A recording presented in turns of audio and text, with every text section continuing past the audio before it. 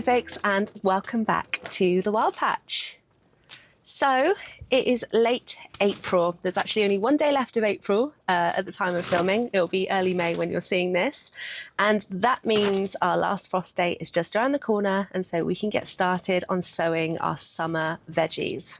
So today we are getting historical, and I mean real ancient wisdom kind of vibes. We're going to be talking about the Three Sisters planting method. Now, the Three Sisters comes from Indigenous communities in North America, and it is a companion planting method focusing around three key summer crops, which, even if you haven't grown them before, I'm sure you'll still be very familiar with. So the first of the sisters is sweet corn, and today I am sowing two different varieties. So the first is Swift F1, which is your very typical bright yellow cobs, which are absolutely gorgeous, smothered in butter and barbecued on a hot summer's day. And the second is one that I've not grown before, and that is Glass Gem. And these are incredibly beautiful sweet corns. They're like little jewels, and they are a popping corn. And I am already thinking about those cozy evenings in the autumn with a nice bowl of popcorn with a movie. So the sweet corn grows tall and strong and acts like scaffolding for the other crops. I'm sowing it today in the same way that we will plant it out in the allotment, and that is in grids. So the important thing to know about sweet corn is that it's pollinated by the wind. So it's no good putting a whole big long row of sweet corn, because the tassels on the end of the cobs are what causes the pollination and the creation of the corn itself. So what you need to do is put them in a grid formation so that whatever way the wind is blowing, those tassels will touch and they will pollinate each other, and you will hopefully end up with nice full ears of corn. So I'm popping two kernels in each part of the tray here. For me, I find that germination on corn can be a little bit patchy, although these are fresh, brand new seeds, so hopefully they'll be okay. So I prefer to sow more than I think I'm going to need.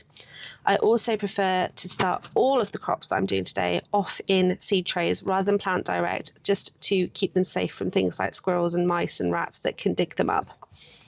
And I'm doing the same with the Glass Gem. So I'm going to pop two in each cell.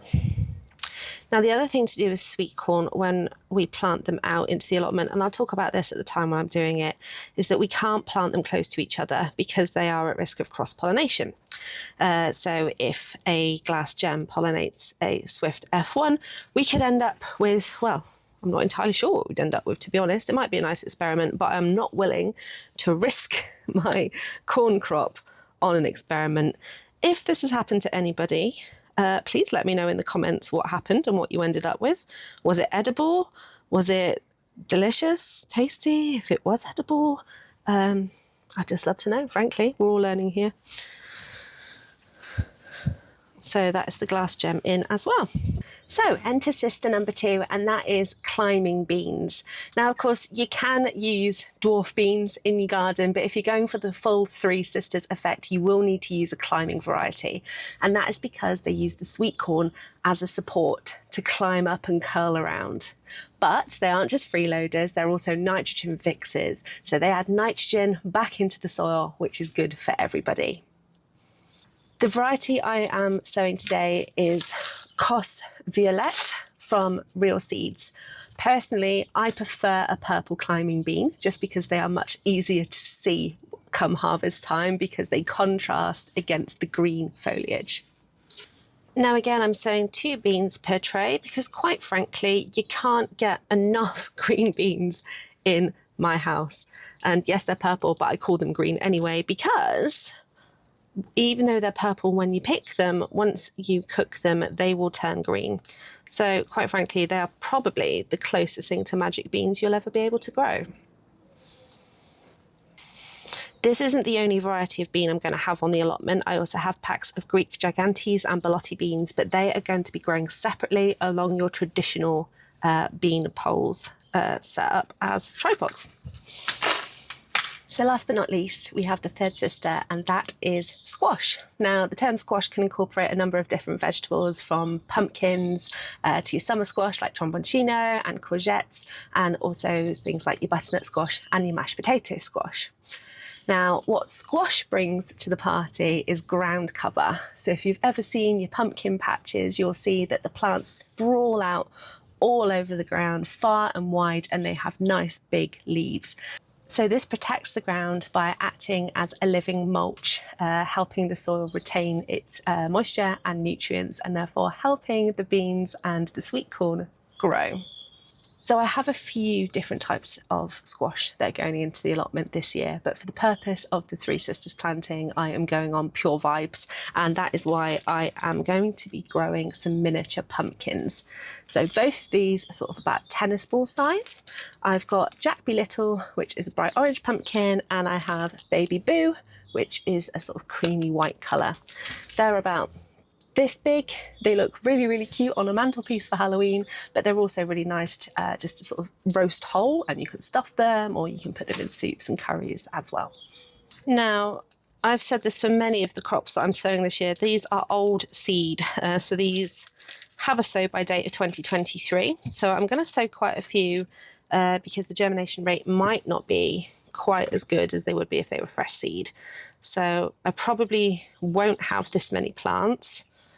But I would rather be safe than sorry and at least grow too many and have to compost them than not have enough. So that is 10 in there of the Baby Boo. Oh, just dropped some on the floor. I don't think I have very many Jack Be Littles left because I gave some away. So I think we'll probably just sow whatever I have left in this packet.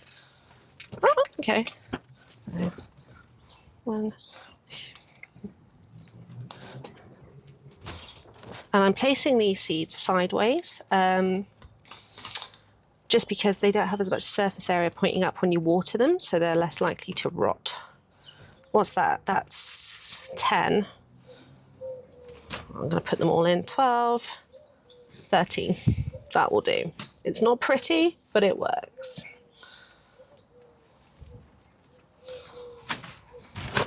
So this trio works because they really complement each other. They're kind of like the Nolans of the veg patch. Each of them's got their own thing going on, but together they work in perfect harmony. The beans feed the soil. The sweet corn supports the beans. And the squash protects the ground. Now, I really love planting this combination because it feels like you're tapping into something ancient, like the garden's got memory. Does that sound a little bit woo-woo? Maybe. I mean, there are practical benefits as well. So I won't need to use any canes for the beans. There'll be less watering. The soil will improve over time.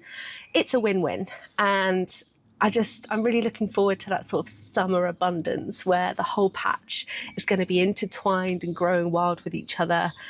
And that's quite fitting for this channel too, right? So that's me done for today. That's the seeds in, and when they are big enough to go outside, I will show you how to plant them together for maximum impact and a cracking harvest. There is still plenty of time to grow along with me if you want to. I will provide links to all of the seeds that I'm using in the description box below. Let me know in the comments if you are joining in, and if you're not, let me know what you were going to be planting instead. Thanks so much for joining me today, and I will see you next time. Bye.